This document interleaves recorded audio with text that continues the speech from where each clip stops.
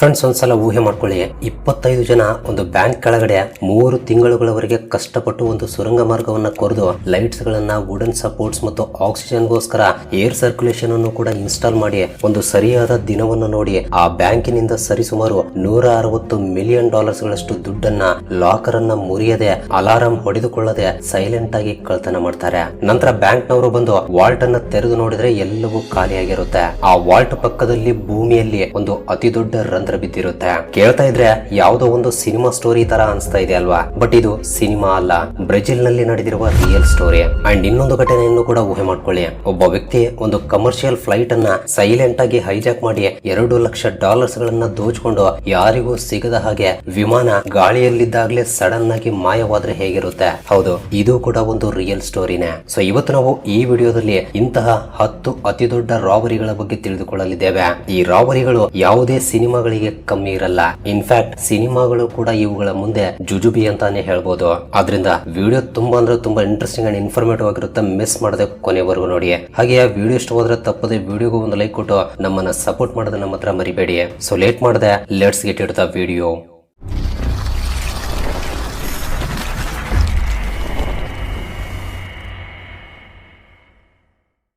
Number 1, D B. Cooper. November 24, 1971 ವಾಷಿಂಗ್ಟನ್ಗೆ ಹೊರಟ Boeing ನ ಫ್ಲೈಟ್ 727 ವಿಮಾನದಲ್ಲಿ ಡಿ.ಬಿ. ಕೂಪರ್ ಎಂಬ ವ್ಯಕ್ತಿ ಒಂದು ಚಿಕ್ಕ ಪೇಪರ್ ಅನ್ನ ಆ ವಿಮಾನದಲ್ಲಿರುವ ಏರ್ ಹೋಸ್ಟರ್ಸ್ ಗೆ ಕೊಡ್ತಾನೆ. ಆ ಪೇಪರ್ ಅನ್ನ ನೋಡಿ ಆ ಏರ್ ಹೋಸ್ಟರ್ಸ್ ಶಾಕ್ ಆಗಿ ಬಿಡ್ತಾಳೆ. ಯಾಕೆಂದ್ರೆ ಅದರಲ್ಲಿ ನನ್ನ ಕೈಯಲ್ಲಿರುವ ಸೂಟ್ ಕೇಸ್ ನಲ್ಲಿ ಬಾಂಬ್ ಇದೆ, ಸೊ ಸೈಲೆಂಟ್ ಆಗಿ ನನ್ನ ಪಕ್ಕದಲ್ಲಿ ಕೂತ್ಕೋ. ಈ ವಿಮಾನ ಸಿಯೇಟಲ್ ಏರ್ಪೋರ್ಟ್ ನಲ್ಲಿ ಲ್ಯಾಂಡ್ ಆಗ್ಬೇಕು. ಅದಕ್ಕೂ ಮುಂಚೆ ಆ ಏರ್ಪೋರ್ಟ್ ನಲ್ಲಿ ಒಂದು ಟ್ಯಾಂಕರ್ ತುಂಬಾ ಫ್ಯೂಯಲ್ ಜೊತೆಗೆ $2 ಲಕ್ಷ ಅಮೆರಿಕನ್ ಡಾಲರ್ಸ್ ಮತ್ತು 4 ಪ್ಯಾರಾಶೂಟ್ಗಳು ಇರಬೇಕು. ಇಲ್ಲ ಅಂದ್ರೆ ಈ ವಿಮಾನವನ್ನ ಉಡಾಯಿಸಿ ಬಿಡ್ತೀನಿ ಎಂದು ಭಯಪಡಿಸ್ತಾನೆ. ಸೊ ಈ ಕಂಡೀಷನ್ ಗೆ ಸರ್ಕಾರವೂ ಕೂಡ ಒಪ್ಪಿಕೊಳ್ಳುತ್ತೆ. ಸಿಯೇಟಲ್ ಏರ್ಪೋರ್ಟ್ ನಲ್ಲಿ ಆತ ಕೇಳಿರುವ ದುಡ್ಡನ್ನ ಮತ್ತು ಪ್ಯಾರಾಶೂಟ್ ಗಳನ್ನ ಕೊಟ್ಟು ಟ್ಯಾಂಕರ್ ನಲ್ಲಿರುವ ಫ್ಯೂಲ್ ಅನ್ನ ವಿಮಾನದಲ್ಲಿ ಫಿಲ್ ಮಾಡ್ತಾರೆ. ನಂತರ ಡಿ.ಬಿ. ಕೂಪರ್ ಪ್ಯಾಸೆಂಜರ್ ಗಳನ್ನ ವಿಮಾನದಿಂದ ಕೆಳಗಡೆ ಇಳಿಸ್ತಾನೆ. ಮತ್ತೆ ಫ್ಲೈಟ್ ಸ್ಟಾರ್ಟ್ ಆಗುತ್ತೆ. ನಂತರ ವಿಮಾನದಲ್ಲಿರುವ ಕ್ರೂ ಮೆಂಬರ್ ಗಳನ್ನ ಕಾಕ್ಪಿಟ್ ಒಳಗಡೆ ಕಳಿಸಿ ಲಾಕ್ ಮಾಡ್ತಾನೆ. ನಂತರ ಆ ವಿಮಾನ ವಾಷಿಂಗ್ಟನ್ ನಲ್ಲಿ ಲ್ಯಾಂಡ್ ಆಗುತ್ತೆ. ಇದಾದ ನಂತರ FBI ಟೀಮ್ ಬಂದು ಆ ವಿಮಾನವನ್ನ ಚೆಕ್ ಮಾಡಿ ನೋಡಿದ್ರೆ ಅದರಲ್ಲಿ ಆ ವ್ಯಕ್ತಿ ಆಗ್ಲಿ ಅಥವಾ ದುಡ್ಡಾಗ್ಲಿ ಏನು ಕಾಣಿಸಲ್ಲ. ಆ 4 ಪ್ಯಾರಾಶೂಟ್ ಗಳಲ್ಲಿ 2 ಪ್ಯಾರಾಶೂಟ್ ಗಳು ಕೂಡ ಮಿಸ್ ಆಗಿರುತ್ತವೆ. 1971 $2 ಲಕ್ಷ ಅಂದ್ರೆ ಪ್ರಸ್ತುತ ಕರೆನ್ಸಿ ವ್ಯಾಲ್ಯೂ ಪ್ರಕಾರ ಅದರ ವ್ಯಾಲ್ಯೂ $20 ಲಕ್ಷ ಗಳಾಗುತ್ತೆ. ಅಂದ್ರೆ ಸರಿಸುಮಾರು 17 ರಿಂದ 18 ಕೋಟಿ ರೂಪಾಯಿಗಳಾಗುತ್ತೆ. ಆದ್ರೆ ಇಲ್ಲಿಯವರೆಗೆ ಆ ದುಡ್ಡಾಗ್ಲಿ ಅಥವಾ ಆ ಕೂಪರ್ ಆಗ್ಲಿ ಸಿಕ್ಕಿಲ್ಲ. Number 2, Banco Central robbery. August 6, 2005 Brazil ನಲ್ಲಿ ಒಂದು ದಿನ ಬ್ಯಾಂಕ್ ಆಫೀಷಿಯಲ್ಸ್ ತಮ್ಮ ಕರೆನ್ಸಿ ಲಾಕರ್ ಅನ್ನ ಓಪನ್ ಮಾಡಿ ನೋಡ್ತಾರೆ. ನೋಡಿದ ತಕ್ಷಣ ಎಲ್ಲರೂ ಶಾಕ್ ಆಗಿ ಬಿಡ್ತಾರೆ. ಯಾಕೆಂದ್ರೆ 5 ಕ್ಯಾಶ್ ಕಂಟೈನರ್ ಗಳಲ್ಲಿ ಇರಬೇಕಾದ $164 ಮಿಲಿಯನ್ ಗಳಷ್ಟು ದುಡ್ಡು ಮಾಯವಾಗಿರುತ್ತೆ. ಸೊ ಆ ರೂಮ್ ಅನ್ನ ಚೆನ್ನಾಗಿ ಚೆಕ್ ಮಾಡಿದಾಗ ಆ ರೂಮ್ ನ ಒಂದು ಬದಿಯಲ್ಲಿ ಒಂದು ದೊಡ್ಡ ರಂಧ್ರ ಕಾಣಿಸುತ್ತೆ. ಅದು ಏನು ಎಂದು ನೋಡಿದ್ರೆ ಅದು ಒಂದು ಅತಿ ದೊಡ್ಡ ಸುರಂಗ ಮಾರ್ಗವಾಗಿರುತ್ತೆ. ಹಾಗಾದ್ರೆ ನಿಜಕ್ಕೂ ಏನ್ ನಡೆದಿದೆ ಎಂದು ಇನ್ವೆಸ್ಟಿಗೇಷನ್ ಮಾಡಿದ ನಂತರ ತಿಳಿದು ಬಂದಿರುವ ವಿಷಯ ಏನು ಅಂದ್ರೆ, ಸರಿಯಾಗಿ 3 ತಿಂಗಳುಗಳ ಹಿಂದೆ ಆ ಬ್ಯಾಂಕಿಗೆ ಹತ್ತಿರದಲ್ಲಿ ಒಂದು ವಿಲ್ಲಾವನ್ನ ಅಂದ್ರೆ ಒಂದು ದೊಡ್ಡ ಮನೆಯನ್ನ ಕೆಲವು ಜನ ರೆಂಟ್ ಗೆ ತಗೊಂಡಿರ್ತಾರೆ. ಆದ್ರೆ ಆ ಮನೆಗೆ ಅವರು ಬಂದಿರುವ ವಿಷಯವೇ ಬೇರೆ ಇರುತ್ತೆ. ಅವರು ರೆಂಟ್ ಗೆ ಬಂದ ದಿನದಿಂದ ಆ ಮನೆಯಿಂದಲೇ ಬ್ಯಾಂಕಿನವರಿಗೆ ಭೂಮಿಯ ಒಳಗಡೆ ಒಂದು ಸುರಂಗ ಮಾರ್ಗವನ್ನ ಕೊರೆಯೋಕೆ ಶುರು ಮಾಡ್ತಾರೆ. ಆ ಸುರಂಗ ಮಾರ್ಗವನ್ನ ಎಷ್ಟು ಪರ್ಫೆಕ್ಟ್ ಆಗಿ ಕೊರೆದಿರ್ತಾರೆ ಅಂದ್ರೆ 2.5 ಸ್ಕ್ವೇರ್ ಫೀಟ್ ನಷ್ಟು ಅಗಲವನ್ನ ಹೊಂದಿದ್ದು ವುಡ್ ಸಪೋರ್ಟ್ಸ್ ಹಾಕ್ತಾ ಲೈಟಿಂಗ್ಸ್ ಗಳನ್ನು ಕೂಡ ಅಳವಡಿಸಿ ಆಕ್ಸಿಜನ್ ಗೋಸ್ಕರ ಏರ್ ಸರ್ಕ್ಯುಲೇಷನ್ ಅನ್ನು ಕೂಡ ಇನ್ಸ್ಟಾಲ್ ಮಾಡಿರ್ತಾರೆ. ಆದ್ರೆ ಆ ಮನೆಯಿಂದ ಆಗಿರುವ ಮಣ್ಣನ್ನ ಟ್ರಕ್ ಗಳಲ್ಲಿ ಕೊಂಡೊಯ್ತಾ ಇರೋದನ್ನ ಗಮನಿಸಿದ ಅಕ್ಕಪಕ್ಕದವರಿಗೆ ಡೌಟ್ ಬರದ ಹಾಗೆ ನಾವು ಲ್ಯಾಂಡ್ಸ್ಕೇಪಿಂಗ್ ಕಂಪನಿಯವರು ಎಂದು ಹೇಳ್ತಾರೆ. ನಿಜ ಹೇಳ್ಬೇಕು ಅಂದ್ರೆ ಇವರು ಟೋಟಲ್ 25 ಜನ ಇರ್ತಾರೆ. ಈ ರೀತಿ ಸುರಂಗ ಮಾರ್ಗವನ್ನ ಅಗೆದು ಆ ಬ್ಯಾಂಕಿನಲ್ಲಿರುವ $164 ಮಿಲಿಯನ್ ಗಳಷ್ಟು ಹಣವನ್ನ ರಾಬರಿ ಮಾಡ್ತಾರೆ. ಆದ್ರೆ ಆ 25 ಜನರಲ್ಲಿ ಕೇವಲ 8 ಜನ ಮಾತ್ರವೇ 2005 ಸಿಕ್ಕಿದ್ದಾರೆ. ಅವರಿಂದ ಕೇವಲ $20 ಮಿಲಿಯನ್ ಗಳಷ್ಟು ಹಣವನ್ನ ಮಾತ್ರವೇ ರಿಕವರಿ ಮಾಡ್ತಾರೆ. ಈಗಲೂ ಕೂಡ ಈ ರಾಬರಿಯ ಮೇಲೆ ಇನ್ವೆಸ್ಟಿಗೇಷನ್ ನಡೀತಾನೆ ಇದೆ. ಇಲ್ಲಿಯವರೆಗೆ ಆ 25 ಜನರಿಗೆ ಸಂಬಂಧಿಸಿದ 129 ಜನರನ್ನ ಅರೆಸ್ಟ್ ಮಾಡಿ $32 ಮಿಲಿಯನ್ ಗಳಷ್ಟು ಹಣವನ್ನ ರಿಕವರಿ ಮಾಡಿದ್ದಾರೆ. Number 3 Gardner museum art theft. March 18, 1990ರಲ್ಲಿ ಸೇಂಟ್ ಪೆಟ್ರಿಕ್ಸ್ ಡೇ ದಿನದ ನೆಕ್ಸ್ಟ್ ಡೇ ಬಾಸ್ಟನ್ ನಲ್ಲಿರುವ ಗಾರ್ಡ್ನರ್ ಮ್ಯೂಸಿಯಂಗೆ ಇಬ್ರು ಪೊಲೀಸರು ಬಂದು ಆ ಮ್ಯೂಸಿಯಂ ಸೆಕ್ಯೂರಿಟಿ ಗಾರ್ಡ್ಗೆ ಯು ಆರ್ ಅಂಡರ್ ಅರೆಸ್ಟ್ ಎಂದು ಹೇಳ್ತಾರೆ. ಯಾಕೆ ಎಂದು ಕೇಳಿದ್ರೆ ಆ ಮ್ಯೂಸಿಯಂ ಒಳಗಡೆ ಸೆಕ್ಯೂರಿಟಿ ಸಿಸ್ಟಮ್ ಪ್ರೋಟೋಕಾಲ್ ಪ್ರಕಾರ ಇಲ್ಲ ಎಂದು ಹೇಳಿ ಆ ಸೆಕ್ಯೂರಿಟಿ ಗಾರ್ಡ್ಗೆ ಹ್ಯಾಂಡ್ ಕಫ್ಸ್ ಹಾಕಿ ಒಂದು ಗೇಟ್ಗೆ ಕಟ್ಟಿ ಹಾಕ್ತಾರೆ. ಮ್ಯೂಸಿಯಂ ಅನ್ನ ಇನ್ಸ್ಪೆಕ್ಷನ್ ಮಾಡಬೇಕು ಎಂದು ಹೇಳಿ ಆ ಪೊಲೀಸರು ಒಳಗಡೆ ಹೋಗ್ತಾರೆ. ಆದ್ರೆ ಒಳಗಡೆ ಹೋದವರು ಹೊರಗಡೆ ಬರುವುದೇ ಇಲ್ಲ. ನಂತರ ಗೊತ್ತಾಗಿರುವ ವಿಷಯ ಏನು ಅಂದ್ರೆ ಸರಿಸುಮಾರು $300 ಮಿಲಿಯನ್ ಗಳಿಗಿಂತ ಅಧಿಕ ಬೆಲೆ ಬಾಳುವ 13 ಆರ್ಟ್ ಪೇಂಟಿಂಗ್ಸ್ ಗಳು ಮಿಸ್ ಆಗಿರುತ್ತವೆ. ಸೊ ಈಗಿನ ಕರೆನ್ಸಿಯ ಪ್ರಕಾರ ಅವುಗಳ ಬೆಲೆ ಸರಿಸುಮಾರು $66 ಮಿಲಿಯನ್ ಗಳು, ಅಂದ್ರೆ ಸರಿಸುಮಾರು 500 ರಿಂದ 600 ಕೋಟಿ ರೂಪಾಯಿಗಳಾಗುತ್ತೆ. ಅವುಗಳಲ್ಲಿ ವ್ಯಾಂಡ್ರಮ್ ಅಂಡ್ ವರ್ಮಿಯರ್ ಪೇಂಟಿಂಗ್ಸ್ ಕೂಡ ಇವೆ. ಆದ್ರೆ ಇಲ್ಲಿಯವರೆಗೆ ಅವುಗಳನ್ನ ರಾಬರಿ ಮಾಡಿರುವ ವ್ಯಕ್ತಿಗಳು ಮಾತ್ರ ಸಿಕ್ಕಿಲ್ಲ.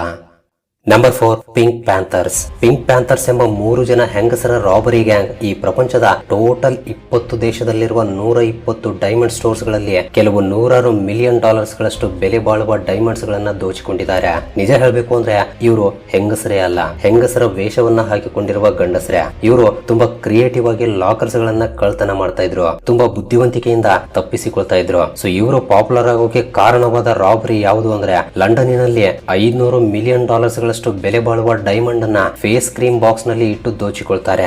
ಇಲ್ಲಿ ಇನ್ನೊಂದು ಇಂಟ್ರೆಸ್ಟಿಂಗ್ ವಿಷಯ ಏನು ಅಂದ್ರೆ ಈ ಗ್ಯಾಂಗ್ ಇಂದಿಗೂ ಕೂಡ ಆಕ್ಟಿವ್ ಆಗಿದೆ.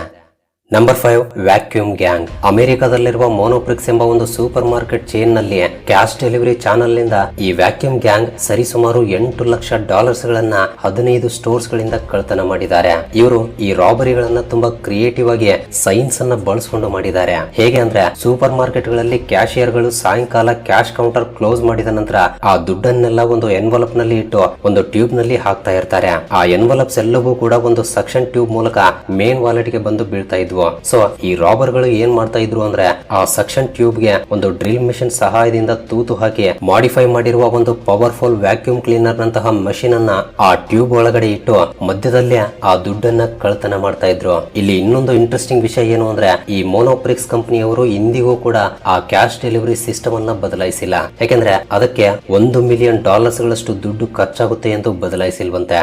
ಫ್ರೆಂಡ್ಸ್, ಮುಂದಿನ ವಿಷಯಕ್ಕೆ ಹೋಗುವ ಮುಂಚೆ ಒಂದು ವೇಳೆ ನೀವು ಈ ವಿಡಿಯೋನ ಫುಲ್ ಸ್ಕ್ರೀನ್ ಅಲ್ಲಿ ನೋಡ್ತಾ ಇದ್ರೆ ನಿಮ್ಮ ಮೊಬೈಲ್ ಅನ್ನು ಸ್ವಲ್ಪ ಟಿಲ್ಟ್ ಮಾಡಿ ಕೆಳಗಡೆ ಕಾಣ್ತಾ ಇರುವ ಲೈಕ್ ಬಟನ್ ಕಲರ್ ಚೇಂಜ್ ಮಾಡಿಬಿಡಿ. ಅಂಡ್ ಸಬ್ಸ್ಕ್ರೈಬ್ ಮಾಡಿಕೊಂಡಿರುವ Vismayavani family members love you so much. And first time ಯಾರಾದರೂ ನಮ್ಮ ಚಾನಲ್ ಅನ್ನ ಈಗ ನೋಡ್ತಾ ಇದ್ರೆ ಕೆಳಗಡೆ ಕಾಣ್ತಾ ಇರುವ ರೆಡ್ ಕಲರ್ ಸಬ್ಸ್ಕ್ರೈಬ್ ಬಟನ್ ಮೇಲೆ ಕ್ಲಿಕ್ ಮಾಡಿ ಸಬ್ಸ್ಕ್ರೈಬ್ ಮಾಡ್ಕೊಂಡು ಪಕ್ಕದಲ್ಲಿರುವ ಬೆಲ್ ಐಕನ್ ಅನ್ನ ಆಕ್ಟಿವೇಟ್ ಮಾಡ್ಕೊಳ್ಳಿ. ಅಂಡ್ ಬೆಲ್ ಐಕನ್ ಆನ್ ಮಾಡ್ಕೊಳ್ಳೋದು ತುಂಬಾ ಇಂಪಾರ್ಟೆಂಟ್, ಮರಿಬೇಡಿ.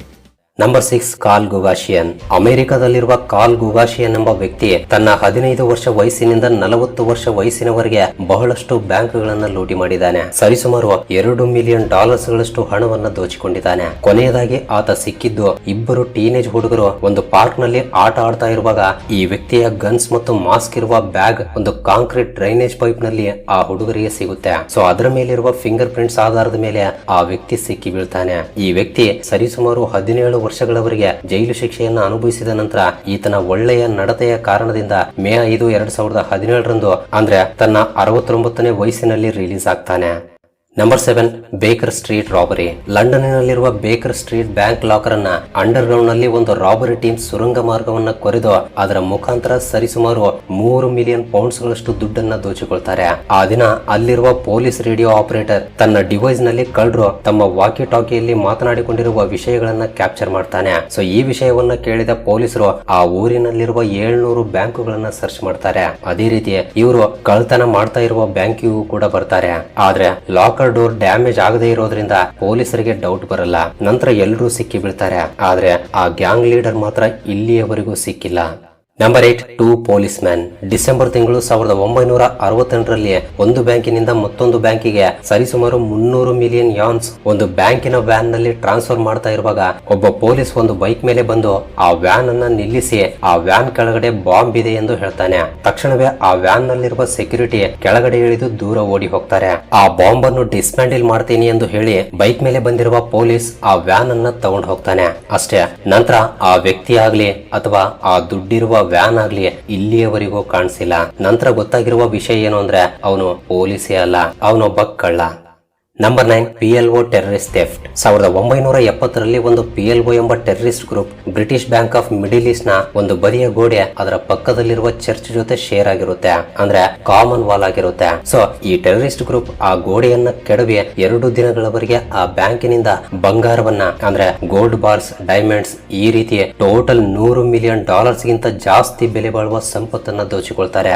ಸೊ ಇದರಲ್ಲಿ ಇಂಟ್ರೆಸ್ಟಿಂಗ್ ಪಾಯಿಂಟ್ ಏನು ಅಂದ್ರೆ ಅವರು ದೋಚಿಕೊಂಡಿರೋದನ್ನ ಅದೇ ಓನರ್ ಗಳಿಗೆ ತಿರುಗಿ ಮಾರಿದಾರಂತೆ. Number 10 Leonardo ನೋಟರ್ಬಟೋಲಾ. ಈ ಲಿಯೋನಾರ್ಡೋ ಒಂದು ಕಳ್ಳರ ಗುಂಪಿಗೆ ನಾಯಕನಾಗಿರ್ತಾನೆ.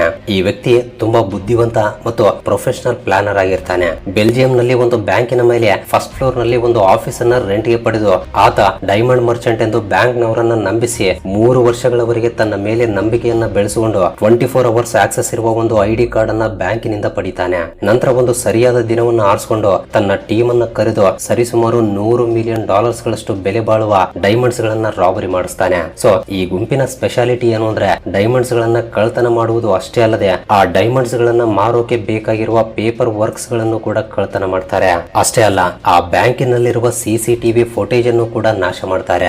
ಈ ರೀತಿ ಎಲ್ಲರೂ ತಪ್ಪಿಸಿಕೊಳ್ತಾರೆ. ಆದ್ರೆ ಬ್ಯಾಂಕಿನವರಿಗೆ ತನ್ನ ಮೇಲೆ ಡೌಟ್ ಬರಬಾರದು ಎಂದು ಲಿಯೋನಾರ್ಡೋ ತನ್ನ ಆಫೀಸ್ ನಲ್ಲೇ ಇರ್ತಾನೆ.